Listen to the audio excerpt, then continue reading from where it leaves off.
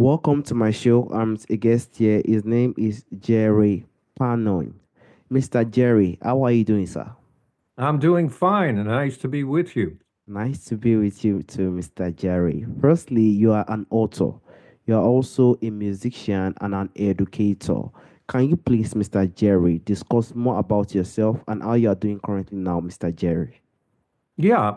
I'm a musician. I'm a retired musician. I started out as a jazz musician and was growing up studying jazz, and then I went into an army band back when you know American citizens had to go in the army. So I was lucky. I got into an army band. I was stationed in Italy, in Verona, Italy. I got to tour all over with the band, and I really loved that. It was a wonderful experience. And then I got back to the United States, and I was touring with different groups around the United States, and finally got married, had two children, and realized that touring all the time was probably not the best thing to do to raise a family. So I started teaching music, and I discovered I absolutely loved teaching, and had a wonderful high school orchestra. Met a lot of people, had a lot of wonderful students.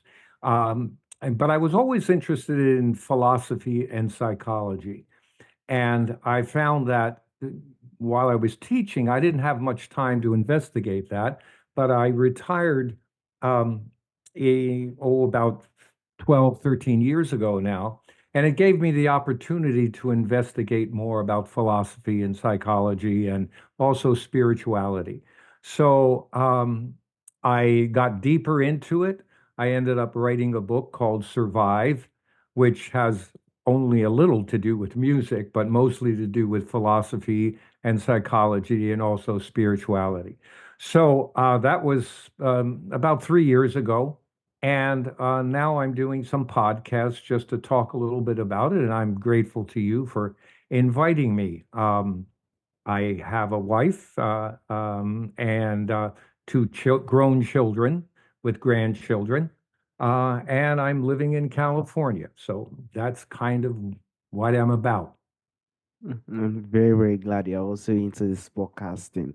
And I Uh, also like to dive to the point of your book, which is Survive, Why We Do mhm. What We Do.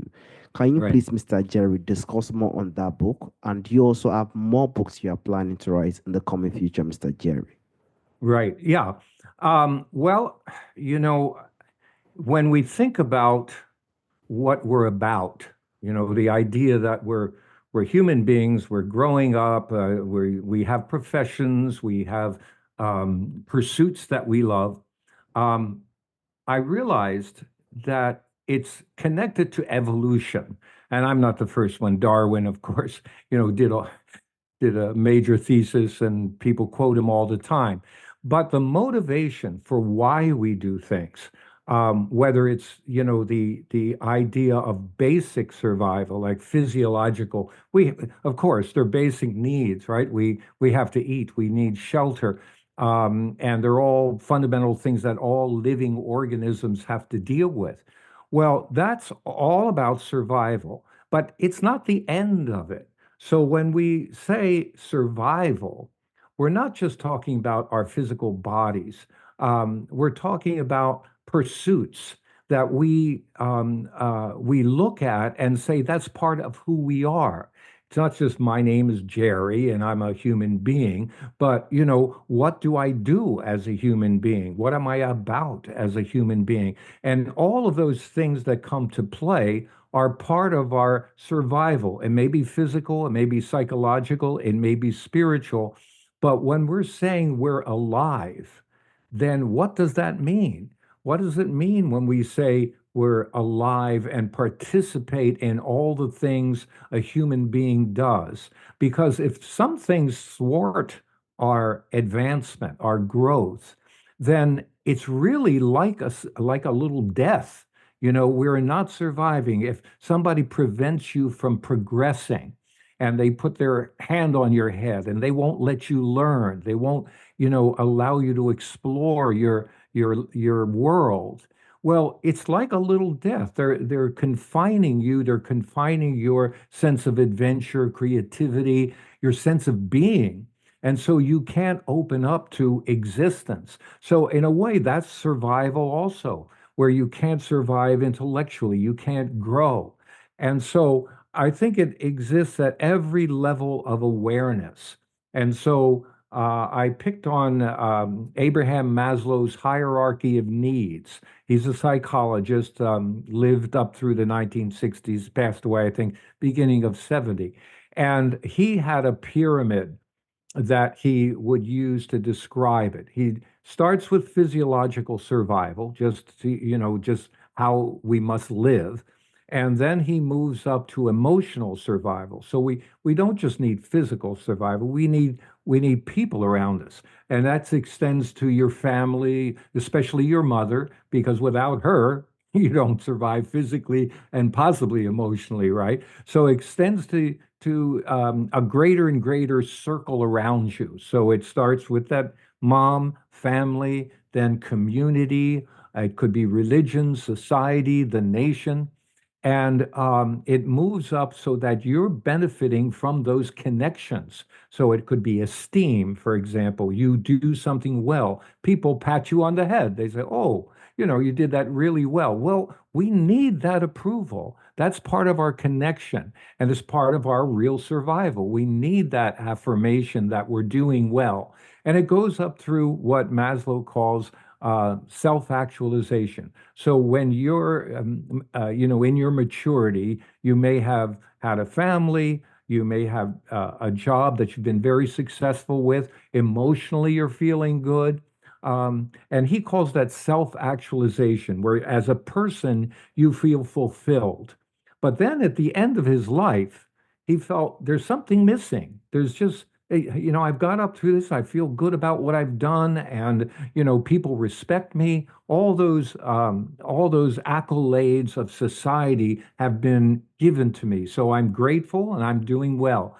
But there's something still more. There's something. There's got to be something else. So he called it transcendence, where we transcend this physical, intellectual, psychological state of being to something higher, where we actually feel this spiritual need that wasn't fulfilled in all those other areas, but we feel we have to reach for it. And so this sense of transcendence is kind of like a sense of union with all of existence. And how do we reach that? Some people do it through meditation. Some people have a spiritual experience where they don't know where it came from, but suddenly they feel one with everything. And so I am mainly interested in that because I've went through all the other levels and I feel good about it. But that final level, that final thing of union, it's like with you. Here we are, thousands of miles apart, right? You're in Africa, I'm in America, and but in your smile, you see, I see your smile. There's a connection we have, and that beautiful smile, and that transcends the space. It transcends language. It transcends everything, just because it touches my heart. And so that to me is where we're all headed for. Where we are recognizing that, and it's what Jesus said: the kingdom of heaven is within you. And so that sense of inner connection is what I feel, if we as a human race, as a world full of people who connect with that, we're going to have a beautiful, wonderful world where there won't be those separations. There will not be, the wars that people constantly uh, care about. And, we will have transcended that stuff. And so I feel like survive at the lowest level just means food and shelter in this business, but at the highest level, it's transcendence. So with that journey we're all taking, um, we can commune together at the highest level. So that's what it's about. And for me, at my age, that's what I care about more than anything else. So that's Exactly. really what the book is. Exactly. That book is really, really, really powerful when it comes to physiology and making people understand why we need to continue to be together.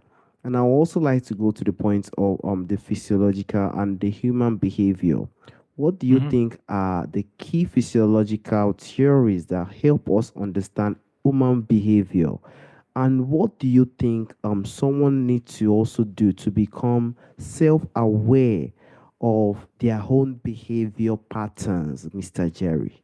Yeah, excellent question. Because there are many psychological theories out there. You have Freudian theories, Jungian theories, cognitive behavior theories, whole bunch of them, including the Maslow one, which I spoke of. Um, and for me, I wanted to try to find a core that carries through all of them, and that core to me is about being a fully fulfilled human being.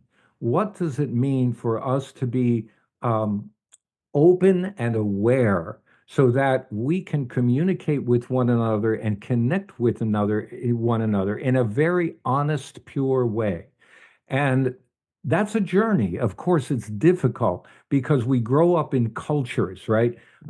You grew up in a certain culture. I grew up in a certain culture.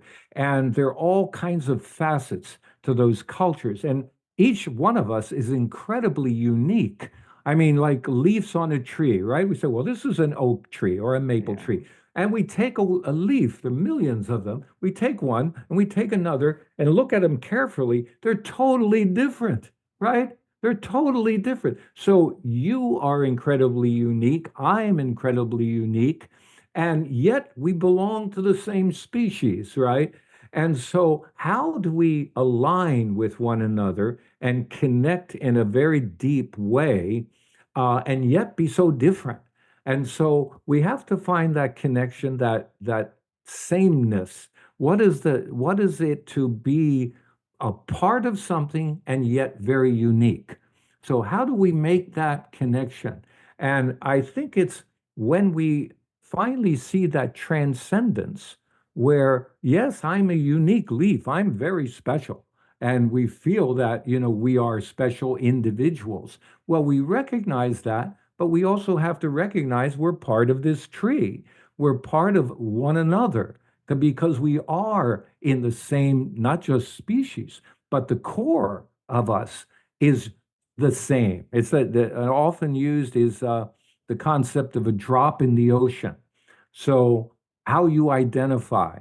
So, I can identify as the drop and I pull it out of the ocean. I have a drop. It's unique. If you get it under a microscope, you see all kinds of biological components to that drop, right?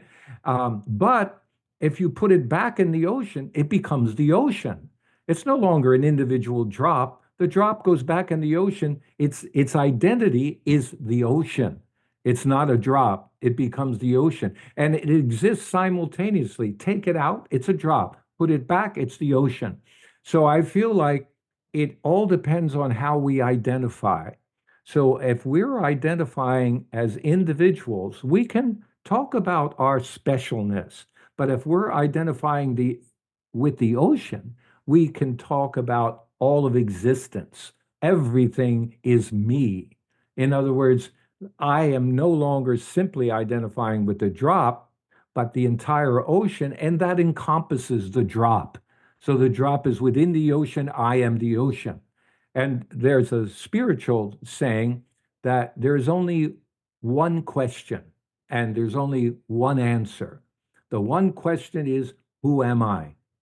Because everything revolves around who am I? Your memories, your history, the deep thoughts you have, you're always asking that question, who am I? And the answer is, I am everything. And it takes all of your existence to recognize the answer. Because as we're talking today, you and I feel one with you. You're a beautiful human being. And I feel that connection with you. We, in that regard, are the same. Okay? We are the ocean. And we can then walk off for a second, say, I'm who I am. But at the same time, we are always cognizant of the fact that you and I are one. And with you and I being one, I cannot hurt you because I'd be hurting myself. And why would I hurt myself? That makes no sense, right? So those are the philosophical ideas that I believe, we are all going towards. Because as long as we feel separation, then it's your culture, it's my culture, and we get into ethnocentrism and egocentrism, all these things that separate us, right? But when I see you as me, it's like Eckhart Tolle, the spiritual teacher says. He says, when I look at someone else, I see myself in a different costume. He's seeing himself in a different outfit. So this idea that you know you're coming from a country, I'm coming from a country, my parents came from somewhere else, yours did, and all of these differences we can identify with, and people get very proud of their culture, they get proud of where they live. That's all fine, that's all well and good, but that's part of an evolution of the self. When you say, who am I? The first thing I would ask my kids in school, and they were high school students, and maybe I would have a young group, they were maybe 15 years old. And I'd ask a boy, well, write down, who am I?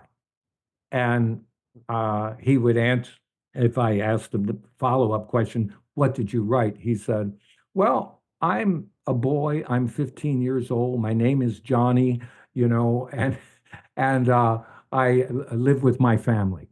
And then I'd ask another person, and they would say, I'm a piece of stardust in the universe, and I'm connected with every other piece of stardust that's there. So you have an awareness. We talked about awareness, right? One level of awareness was very narrow. He could only see himself as an individual in a certain space. The other person, her or his level of awareness was much higher. So he could connect with all that there is. And that's our journey. I mean, the real journey in life is this journey to awareness, a higher and higher level of awareness, so that when we see someone else, as Eckhart Tolle says, we're seeing ourselves in a different costume, because the essence of who we are is the same for every human being, for everything. In fact, every sentient being, with that essence is all the same. And it's only in identification with this body, with this personality, with this culture, that I separate myself from everyone else because I become attached to the little me. The little me is my culture. The little me is where I live. The little me is who I'm identifying with, which separates you and I. Okay. If I choose to identify with that, well, we're separate. You're from, Nigeria. I'm in America. We have this, you know, 10,000 miles between us or whatever there is.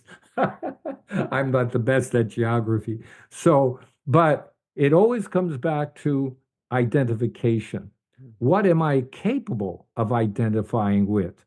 Am I capable of identifying with someone else from a different culture? Do I have the capacity?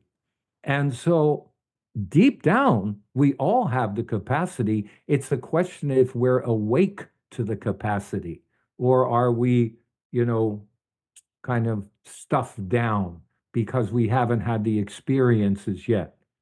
And I mean, for me, I began to become more awake when I was young and I was playing with music with people from different cultures, from different areas. Like I grew up in a white Italian neighborhood in Trenton, New Jersey.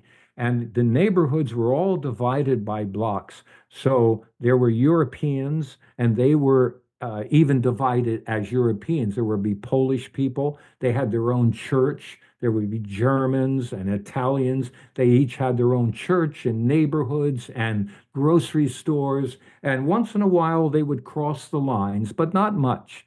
But then I was playing jazz. I loved jazz. There was something in me that was attracted to it.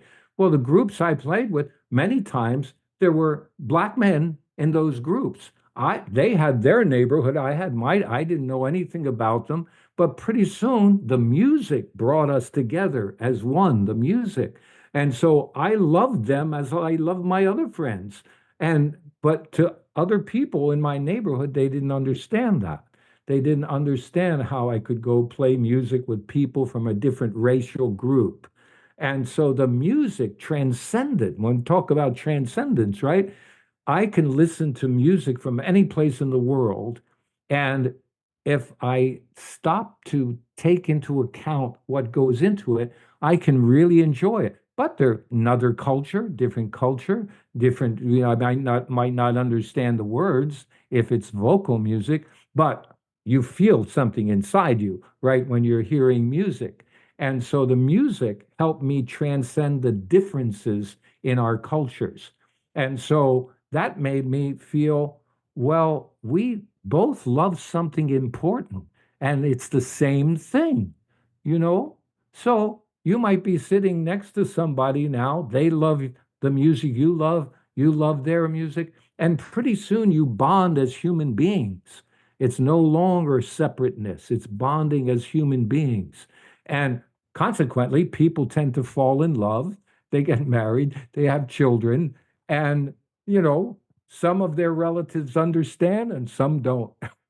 you know, and that's the way life is, right? But it's such a beautiful thing. It's such a wonderful thing. It's evolution. You know, we evolve into higher beings.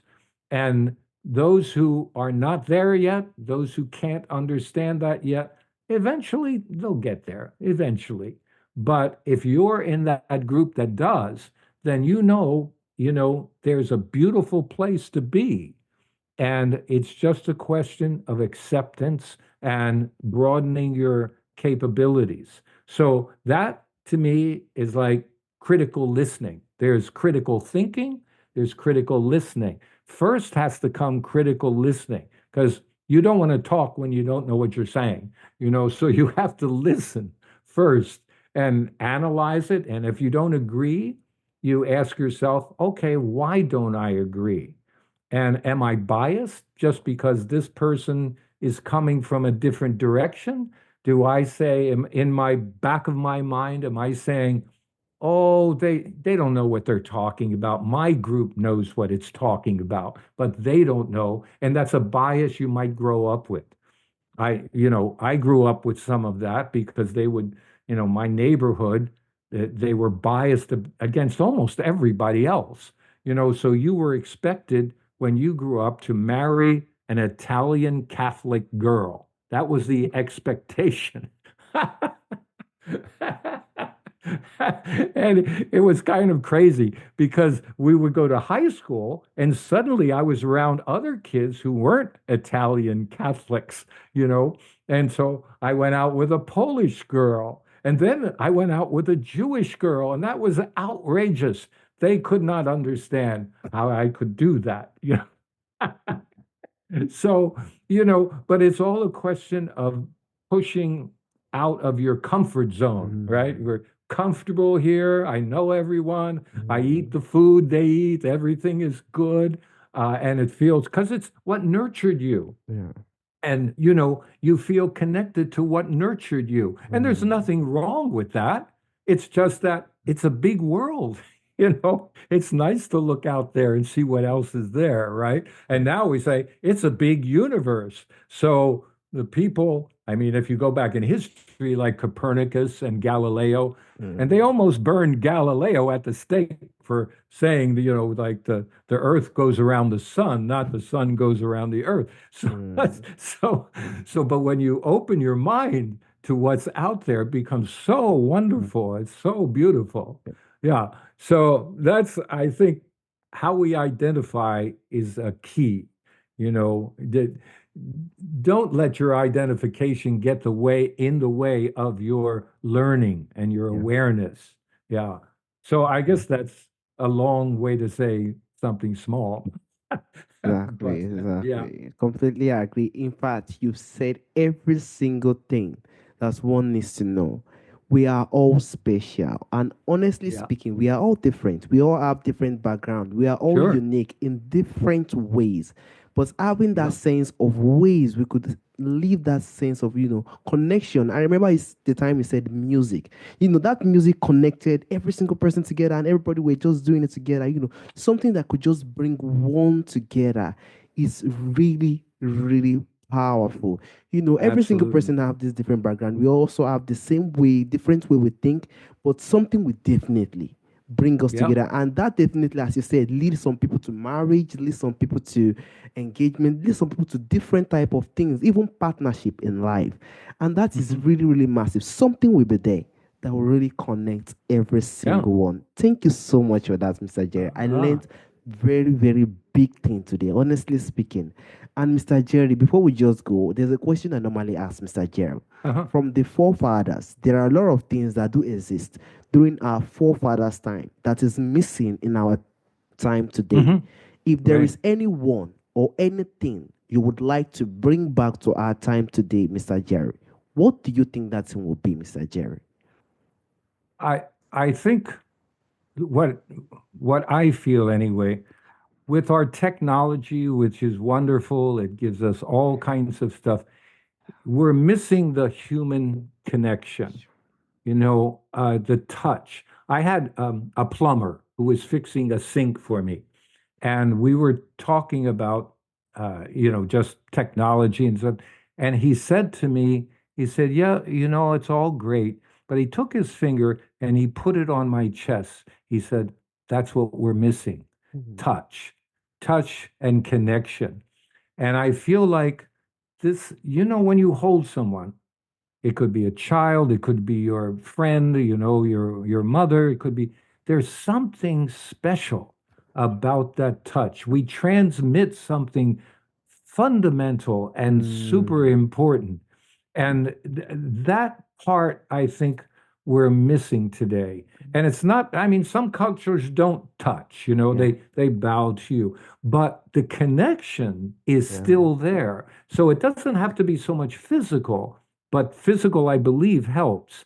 But mm, this recognition that we are connecting as mm, human beings, to me, I think people did that more in our ancestors' time, time. yeah, They felt, in fact, shaking hands, just shaking hands with somebody. You touch and something magical happens. yeah, There's just something special, and we might ignore it, but mm, there's something you can't deny, that shaking hands with somebody or a hug, there's something connecting, and we don't feel so alone. mm, And today, there's a big epidemic of people who feel alone.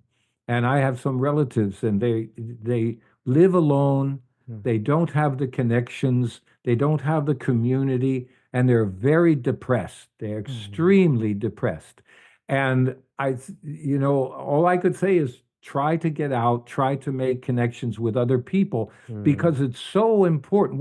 We're physical, right? We are in a physical body, and that yes, physical body needs those connections. And so it nurtures us, it gives us health. You ask the psychologist, well, of course, if you're physically connected with someone, it yeah, helps your health. And mm, so I think we're losing that. And the more technology we have, it seems the more we lose. And if there's some way of us bringing that back, again, it doesn't always have to be physical, yeah, but a connection with another person, a connection with a group. yeah, And, on the one hand, it may made us feel apart because yeah, we would only connect with our group, right? But if we just learn that it wasn't bad, it was a good thing, it nurtured mm, us. And so we just expand that to other groups. So we keep what was good, don't get rid of it, and just carry it forward. And Mm, include, yes, include technology, but don't forget to hug somebody. You know, completely don't agree. forget that. Yeah. So Completely me, agree. I think for me, that's what we're missing today because it keeps us at a distance from one another. Yes, I completely agree with you, Mr. Jerry. It is Yeah. missing, even in my time here, and that has tremendously increased the sense of anxiety and depression in the world Oh, today. sure. Honestly speaking, the connection is really missing. Even in my time, I never experienced this connection. I was brought up on a phone, so I never Uh-huh. experienced this, deep connection with people. I think it's really Right. natural and it's really powerful. We hope it definitely come back because anxiety will just continue to increase. We need someone that could touch us and tell us, you can do this. Someone that can just give that touching is really, really powerful and emotional. We need that in our time today. Even during this time, there are a lot of pressure on people. Sure. I completely agree with you, Mr. Jerry. We hope this definitely come back. It is really, really missing. Community is missing in our time today. I want to also thank you for the opportunity. You said a lot of powerful things. We always have something unique within every single one of us. You are over there, a very miles away, but we have something in common that could connect us and even impact a lot of people that could be listening to this in the coming future. Thank you so much, Mr. Jerry. Thank you so much. Well, hopefully we see each other again, maybe in person. Exactly. No, nobody knows tomorrow. We don't know what's going to happen Yeah, tomorrow. So we could meet in that's person, right. honestly speaking. Absolutely. Yeah. Have a wonderful Take day. care of yourself. Bye Bye-bye. bye. Bye bye now.